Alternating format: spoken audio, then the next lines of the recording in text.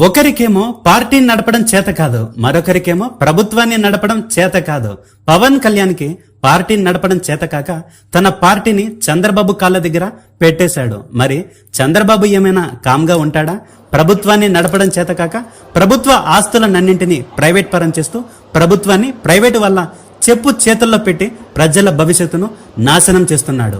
ఆంధ్ర రాష్ట్రంలో సొంతంగా పార్టీ పెట్టి పార్టీని ప్రభుత్వాన్ని నడిపించే ఏకైక నాయకుడు ఎవరైనా ఉన్నారంటే అది ఒక్క జగన్మోహన్ రెడ్డి మాత్రమే. జగన్ పిల్లనిచ్చిన మామకి వెన్నుపోటు పొడిచి ఆయన పార్టీని లాక్కొని సీఎం అవ్వలేదు. పవన్ కళ్యాణ్లా తెలుగుదేశం కాళ్ల కింద తన పార్టీని తన అభిమానులను బానిసలుగా చేసి పార్టీని నడపడం లేదు. చంద్రబాబు గారు పార్టీని జగన్ కంటే చాలా బాగా నడపగలడు, అందులో డౌటే లేదు. కానీ సొంతంగా పార్టీ పెట్టలేడు. 40 సంవత్సరాల అనుభవం ఉన్న చంద్రబాబు ఒకవైపు, అసలు ఏ పరిపాలన అనుభవం లేకున్నా స్వతంత్రం వచ్చిన 75 సంవత్సరాలలో ఎవడూ చేయలేనటువంటి పనులను కేవలం 5 ఏళ్లలో చేసి చూపించిన జగన్ మరోవైపు. చంద్రబాబుకు ప్రభుత్వాన్ని నడపడం చేతకాక నిజాం షుగర్ ఫ్యాక్టరీస్ నుంచి మొదలుకుని ఆల్విన్ వాచెస్ వరకు చేతికందిన ప్రతి దాన్ని ప్రైవేట్ పరం చేసుకుంటూ వచ్చాడు. మరిప్పుడేమో ఆర్టీసీని కూడా ప్రైవేట్ పరం చేయాలని చూస్తున్నాడు. నేను ముందు నుంచి చెబుతూనే ఉన్నా, చంద్రబాబు ప్రైవేటీకరణకు బ్రాండ్ అంబాసిడర్. ఆయన ఎంఏ ఎకనామిక్స్ చదువుకున్నాడు, కానీ అది రాష్ట్రానికి ఎంత మాత్రం ఉపయోగపడదు. కేవలం ఆయనకు మాత్రమే చాలా బాగా ఉపయోగపడుతుంది. చంద్రబాబు గారు చెప్పినట్లు ఆర్టీసీ పీకల్లోతు అప్పుల్లో కూరుకుపోయింది. 2019కి ముందు ఆర్టీసీ ఉద్యోగస్తులందరూ చంద్రబాబును కలిసి, సార్ మమ్మల్ని గవర్నమెంట్లోకి తీసుకోండి అనగానే, ఏం మాట్లాడుతున్నావయ్యా, అలాంటివన్నీ అడగకండి, తల్లకిందులుగా తపస్సు చేసినా సరే అవన్నీ జరగవని ఉన్నది ఉన్నట్లు కుండ బద్దలు కొట్టేశాడు చంద్రబాబు. దేశంలో ఎక్కువ ఆర్టీసీలు ప్రభుత్వ కార్పొరేషన్లుగా మాత్రమే నడుస్తున్నాయి. కానీ ఏపీఎస్ ఆర్టీసీ ఉద్యోగులను నేరుగా ప్రభుత్వంలో విలీనం చేసిన జగన్ నిర్ణయం మాత్రం దేశ రాజకీయాల్లోనే సంచలనం సృష్టించింది. అంతెందుకు, తెలంగాణలో కూడా ఆర్టీసీ ఉద్యోగస్తులందరూ ప్రభుత్వంలో పని చేయరు. దేశంలో ఎవరూ చేయలేనటువంటి పనిని జగన్ ఒక్కడే రాష్ట్ర ప్రభుత్వం మీద కొన్ని వేల కోట్ల రూపాయల భారం పడుతుందని తెలిసినా కూడా ఆర్టీసీ ఉద్యోగస్తులందరినీ ప్రభుత్వంలో కలుపుకున్నాడు. దేశమే ఒక్కసారిగా ఉలిక్కి పడింది జగన్ తీసుకున్న నిర్ణయంతో. ఆ దెబ్బతో తెలంగాణలోని ఆర్టీసీ ఉద్యోగస్తులందరూ కూడా మమ్మల్ని కూడా ప్రభుత్వంలో కలుపుకోవాల్సిందిగా కేసీఆర్ ప్రభుత్వం మీద ఉద్యమం చేస్తే కేసీఆర్ కూడా అది జరగని పని అని కరాఖండిగా చెప్పాడు. ఆర్టీసీని ప్రైవేట్ చేస్తే ప్రభుత్వం మీద భారం తగ్గుతుంది, కానీ అదే ఆర్టీసీ ప్రైవేట్ వాళ్ళ చేతుల్లోకి వెళ్తే మాత్రం ప్రజల గుండెల్లో చిల్లు పడుతుంది. ప్రజలు ఇకపై ఆర్టీసీ బస్సుల్లో ప్రయాణించాలంటే మాత్రం ఆస్తులు అమ్ముకోవాల్సి వస్తుంది. విపరీతంగా టికెట్ రేట్లను పెంచి పడేస్తారు. పల్లెలకు బస్సులు పంపించరు, ఎందుకంటే నష్టం వాటిల్లుతుంది కాబట్టి. ఇదిలా ఉండగా ఒకరోజు తెల్లవారుజమున మా ఇంటికి బావా బావా అంటూ మా నాన్న దగ్గరికి వచ్చాడు. ఇంత తెల్లవారుజమున ఎవరొచ్చారబ్బా అని నేను నిద్రలేచాను. ఆ సమయంలో అతను కన్నీళ్లు పెట్టుకుంటూ, కొన్ని నెలల్లోనే నేను రిటైర్డ్ అయిపోవాల్సిన వాడిని, కానీ జగన్ నన్ను, నా కుటుంబాన్ని కాపాడాడు. నాతో పాటు 50,000 మందికి పైగా ఉద్యోగస్తులను గవర్నమెంట్ తో కలిపేసుకున్నాడు. ఇక నా జీవితం ధన్యమైందని చెబుతూ ఎగిరి గంతులేశాడు. ఒక వారం రోజుల పాటు టీ బంకు దగ్గర, టిఫిన్ సెంటర్ దగ్గర, రచ్చబండ దగ్గర ప్రతి ఒక్కరితో జగన్ చేసిన మేలును ఎంతో ఆనందంతో అందరికీ చెబుతుండేవాడు. ఉచిత బస్సు ప్రవేశపెట్టి కనీసం సంవత్సరం కూడా కాకముందే అప్పుడే ఉచిత బస్సు మీద నెపం పెట్టి ఆర్టీసీని ప్రైవేట్ పరం చేస్తున్నాడు చంద్రబాబు. ఆల్రెడీ పీకల్లోతో అప్పుల్లో ఉన్న ఆర్టీసీని జగన్ ఎంతో కష్టంతో, ఎంతో భారమని తెలిసినా కూడా తన భుజాల మీద మోసాడు. అమ్మఒడి, రైతు భరోసా, ఫీజు రియంబర్స్మెంట్, వైఎస్ఆర్ చేయూత, జగనన్న విద్యా దీవెన, వసతి దీవెన అంటూ కొన్ని వందల పథకాలను తీసుకొచ్చిన జగన్ కి ఫ్రీ బస్సును ఏర్పాటు చేయడం ఒక లెక్క చెప్పండి. ఎన్నికలకు ముందుగానే జనవరిలోనే సంక్రాంతి పండుగ రోజునే మొదలు పెట్టాలనుకున్నాడు. ఉచిత బస్సు వల్ల ఆటో డ్రైవర్ల జీవితాలు, ఏపీఎస్ ఆర్టీసీ ఉద్యోగస్తుల జీవితాలు నాశనమయ్యి ఆంధ్రప్రదేశ్ అతలాకుతలమవుతుందని చెప్పేసరికి ఉచిత బస్సు పథకాన్ని ఆయన విరమించుకున్నాడు. ఉచిత బస్సు పథకాన్ని ప్రవేశపెట్టక ముందే సంవత్సరం కిందటే ఉచిత బస్సు ఒక వరస్ట్ పథకమని వీడియో చేశాను. ఉచిత బస్సు వరస్ట్ పథకం, మహిళలకే ఉచిత బస్సు అంట. మరి మగాళ్ళేం పాపం చేశారు? వాళ్ళు లోటేయలేదా? వాళ్ళు మనుషులు కాదా? ఉచిత బస్సు పథకం అనేది మొట్టమొదట ఢిల్లీలో కేజ్రీవాల్ మొదలు పెట్టాడు. ఆ తర్వాత కర్ణాటక, తెలంగాణ రాష్ట్రాలు కూడా దీన్ని మొదలు పెట్టడం జరిగింది. మొదటగా ఆటో డ్రైవర్ల జీవితాలు సర్వనాశనం అవుతాయి. వాళ్ళు తమ కుటుంబాలను పోషించలేక ఇబ్బందుల పాలవుతారు. టికెట్ కొన్న మగాళ్లకు కనీసం సీటు కూడా దొరకకుండా పోతుంది. పనిపాట లేకున్నా టైంపాస్ కోసం ప్రయాణించే వాళ్ళు ఎక్కువైపోతారు. ఉద్యోగస్తులకు జీతాలు కూడా ఇవ్వలేక ఆర్టీసీ సంస్థ తీవ్రంగా నష్టాల్లోకి వెళ్తుంది. తద్వారా ప్రభుత్వంపై అదనపు భారం పడుతుంది. తర్వాత ప్రభుత్వం చేసేదేమీ లేక ఆర్టీసీ సంస్థను ప్రైవేట్ పరం చేస్తుంది. తర్వాత ప్రైవేట్ వాళ్ళు వాళ్ళకిష్టం వచ్చినట్లు టికెట్ ధరలు పెంచడం వలన నిత్యావసరాల ధరలు పెరిగి రాష్ట్రంలో ఉండే ప్రజలందరూ తీవ్రంగా నష్టపోతారు. డబ్బు రొటేట్ అనేది కాకపోవడం వలన ఆర్థిక వ్యవస్థ చిన్న భిన్నమవుతుంది. ఉచిత బస్సు పథకాన్ని ప్రవేశపెట్టినప్పుడు మొదట్లో చాలా బాగుంటుంది. చంద్రబాబుని ఇంద్రుడు చంద్రుడు అంటారు. కొన్ని రోజుల తర్వాత అసలు సినిమా మొదలవుతుంది. నిజాం షుగర్ ఫ్యాక్టరీ ఏమైందో తెలుసు కదా. ఉచిత బస్సును అమలు చేస్తే నెక్స్ట్ ఆర్టీసీ సంస్థ కూడా అదే పరిస్థితి ఎదురవుతుంది. ఖచ్చితంగా ఉచిత బస్సు పథకాన్ని ఎన్నికలకు ముందే జగన్ ప్రవేశపెట్టాలి అనుకున్నప్పుడు, ఇప్పటికే నవరత్నాల కోసం ఇన్ని వేల కోట్ల రూపాయలు ఖర్చు పెడుతున్నప్పుడు ఉచిత బస్సు పథకం రాష్ట్రానికి మూలిగే నక్క మీద టెంకాయ పడితే ఎలా ఉంటుందో అలా ఉంటుందని చెప్పేసరికి జగన్ ఆలోచించి ఈ పథకాన్ని అమలు చేయలేదు. అది జరిగింది.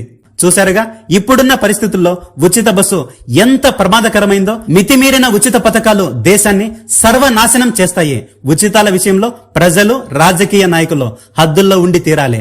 హామీలు ఇవ్వడానికైనా, ఆ హామీలు నెరవేర్చమని అడగడానికైనా. లేదంటే ఇప్పుడు చూడండి, ఆర్థిక సంక్షోభం మన దేశాన్నే కాదు ఏకంగా ప్రపంచాన్నే వెంటాడుతుంది. కానీ చంద్రబాబు గారి లాంటి వాళ్ళు తమ ఫ్యామిలీ బిజినెస్ లను మాత్రం ఓ రేంజ్ లోకి తీసుకెళ్తారు.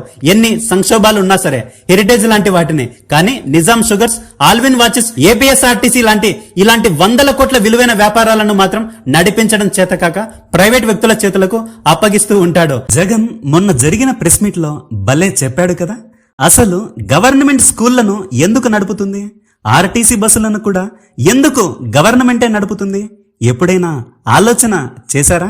పేదవాళ్ళు, మధ్యతరగతి వాళ్ళు ప్రైవేట్ వాళ్లకు దోపిడీకి బలైపోతారు.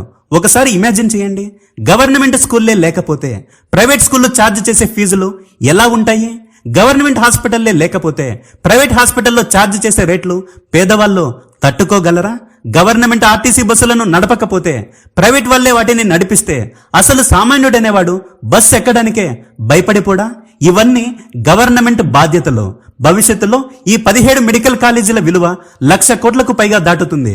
కొన్ని కోట్ల ప్రాణాలు కాపాడబడతాయి. అతి తక్కువ ఫీజులతో మన పిల్లలు డాక్టర్లు అవుతారు. ఇన్ని ప్రయోజనాలు కనబడుతున్నప్పుడు గవర్నమెంట్ కాలేజీలను కూడా చంద్రబాబు ప్రైవేట్ పరం చేస్తాడు అంటే ఎలా ఊరుకుంటాం? ఉతికి ఆరేస్తాం. ఎవడైనా మెడికల్ కాలేజీల జోలికొస్తే. అధికారంలోకి రాకముందు విశాఖ ఉక్కు, ఆంధ్రుల హక్కు అన్నాడు. అధికారంలోకి వచ్చిన తర్వాత మాత్రం తెల్ల ఏనుగును మేపినట్లు మేపాలంటే ఎలా కుదురుతుంది? కష్టపడి పని చేయాలి అంటూ ప్లేటు మార్చేశాడు చంద్రబాబు. చంద్రబాబు ఇప్పుడే కాదు, ఎప్పుడు ఇంతే. కానీ ప్రజలే మళ్లీ మళ్లీ చంద్రబాబు చేతిలో మోసపోతూ ఉంటారు. అందుకే చంద్రబాబుది తప్పే కాదు, ప్రజలదే తప్పు. చంద్రబాబుని కొత్తగా చూస్తున్నారా ఏంటి? 40-50 సంవత్సరాల నుంచి చంద్రబాబు అంటే ఏంటో ఆ మాత్రం ప్రజలకు తెలియదా? విశాఖ ఉక్కుకే దిక్కులేదు. ఇక ఏపీఎస్ఆర్టీసీ ఒక లెక్క చెప్పండి, కరివేపాకులా విసిరి పారేస్తాడు. చంద్రబాబు తన జీవితంలో ఒక్క మెడికల్ కాలేజీని కూడా తీసుకురాలేదు. కానీ కేవలం 5 సంవత్సరాల్లోనే జగన్ 17 మెడికల్ కాలేజీలను తీసుకొస్తే వాటిని ప్రైవేట్ వ్యక్తులకు పప్పు బెల్లల్లా అమ్మి పడేస్తున్నాడు, పీపీపీల పేరు చెప్పి. అయినా ప్రభుత్వ ఉద్యోగస్తులందరూ, ప్రజలందరూ కూడా నాశనం చేసేది ఎవరినో కదా, మనకేంటిలే అనుకుంటూ కాలాన్ని సరదాగా గడిపేస్తున్నారు. చిన్నప్పుడు నేను స్కూల్లో ఐకమత్యమే మహాబలం అనే పాఠాన్ని చదివాను. 4 ఎద్దులు, ఒక సింహం. ఈ 4 ఎద్దులు కలిసి ఉన్నప్పుడు సింహం కూడా ఆ ఎద్దులను ఏమీ చేయలేకపోయింది. అందుకే సింహం ఒక పన్నాగం పన్ని కుట్రలతో, కుతంత్రాలతో ఎద్దుల మధ్య విభేదాలను సృష్టించి వాటిని వేరు చేసింది. 4ంటిలో ఒక ఎద్దును చంపబోయింది. అది చూస్తున్న 3 ఎద్దులు మనల్ని కాదుగా అన్నట్టు ఊరుకున్నాయి. ఇలా సమయం, సందర్భం చూసి ఒక్కో ఎద్దును ఆ సింహం మట్టు పెట్టింది. సేమ్ అలానే మన ఆంధ్రప్రదేశ్ రాజకీయాల్లో, దేశ రాజకీయాల్లో జరుగుతుంది. దేశ రాజకీయాల్లో బ్యాంకులను ప్రైవేట్ పరం చేస్తున్నాడు మోడీ. ఎయిర్పోర్ట్లను ప్రైవేట్ పరం చేశాడు. ఎల్ఐసి, టెలికాం లాంటి సంస్థలను ప్రైవేట్ పరం చేశాడు. ఎవ్వరూ మాట్లాడలేదు. అందుకే ఇప్పుడు ఆఖరికి రైల్వేను కూడా ప్రైవేట్ పరం చేస్తున్నాడు. మన ఆంధ్రాలో విశాఖ ఉక్కు ఎలా ఏర్పాటైందో తెలుసుగా. బలిదానాల కారణాల వల్ల ఏర్పాటైంది. అలాంటి ఉక్కును తుక్కులా అమ్మేస్తున్నారు. అమ్మడానికి వాడెవడు, కొనడానికి వీడెవడు అంటూ అన్ని ప్రభుత్వ వ్యవస్థలు, అందులో ఉండే ఉద్యోగస్తులందరూ, ప్రజలందరూ ఏకమై పోరాడి ఉంటే ఈ రోజు విశాఖ ఉక్కును ప్రైవేట్ పరం చేసి ఉండేవాళ్ళు కాదుగా, మనకెందుకులే అనుకున్నారు. అందుకే మెడికల్ కాలేజీలను ప్రైవేట్ పరం చేస్తున్నారు. ఎందుకంటే మన ఆంధ్ర ప్రజలు చేతకాని వాళ్ళుగా ప్రభుత్వంలో ఉండే వివిధ యూనియన్లు కూడా కష్టం మా వరకు రాలేదు కదా అని ఎంజాయ్ చేస్తున్నారు. తీరా కష్టం వాళ్ళ వరకు వచ్చేసరికి తెగ ఇబ్బంది పడిపోతున్నారు. వాళ్ళ కష్టంలో నువ్వు తోడుగా లేకపోతే నీ కష్టంలో ఇంకెవరో వచ్చి నీకెందుకు తోడుగా నిలబడతారు? వాలంటీర్లను తీసేసినప్పుడు ఏపీఎస్ఆర్టీసీలో ఉండే ఏ ఒక్కరైనా, ప్రభుత్వంలో ఉండే ఏ యూనియన్ అయినా సరే ఎవరైనా రోడ్ల మీదకి వచ్చి పోరాడారా? వాలంటీర్ల సేవలను ఈ రాష్ట్రంలో ఉండే ప్రతి ఒక్కడు పొందినోళ్లే కదా. వాలంటీర్లను తీసినప్పుడు సచివాలయ ఉద్యోగస్తులు ఏమైనా బయటకు వచ్చారా? ఇప్పుడేమో మా మీద పని ఒత్తిడి, అధిక భారాన్ని మోపుతున్నారని ఎందుకంటున్నారయ్యా? వైన్ షాపుల్లో పనిచేసే 15,000 మంది ఉద్యోగస్తులను తీసి పక్కన పడేస్తే ఎవరైనా బయటకు వచ్చారా? ఇంటి వద్దకే రేషన్ అందించే రేషన్ వాహనాలను, అందులోని 18,000 ఉద్యోగస్తులను పక్కన పడేస్తే ఎవరైనా బయటకు వచ్చారా? రేపొద్దున సచివాలయ ఉద్యోగస్తులను కూడా తీసి పక్కన పడేస్తే మీకోసం ఎవరొస్తారు? ఏఐ రెవల్యూషన్ పేరు చెప్పి మొత్తం ప్రభుత్వ వ్యవస్థలని అతలాకుతలం చేస్తే ఏంటి మీ పరిస్థితి? అందుకే కష్టం ఎవరికో కదా, నాకు కాదు కదా అని ఈ రోజు నువ్వు సంబరపడితే, ఈ రోజు నువ్వు మౌనంగా ఉంటే రేపు కష్టం నీ గడప వద్దకు వస్తుంది. కానీ నీ కోసం ఎవడు రాడు. ఎందుకంటే నువ్వు ఎవడి కోసం రాలేదు కాబట్టి. పోరాడుదామా ప్రైవేటీకరణకు వ్యతిరేకంగా? పోరాడుదామా ఈ రాజకీయ నాయకులకు వ్యతిరేకంగా? పోరాడుదామా ఈ ప్రభుత్వానికి వ్యతిరేకంగా? కలిసికట్టుగా అండగా నిలబడదామా ఈ దేశ ప్రజల కోసం? ఇది ఎవరి కోసమో చేసే యుద్ధం కాదు, నీ కోసం, నా కోసం, మన పిల్లల భవిష్యత్తు కోసం చేసే యుద్ధం. పోరాడితే పోయేదేం లేదు, మనల్ని మోసం చేసే రాజకీయ నాయకుల ప్రాణాలు తప్ప.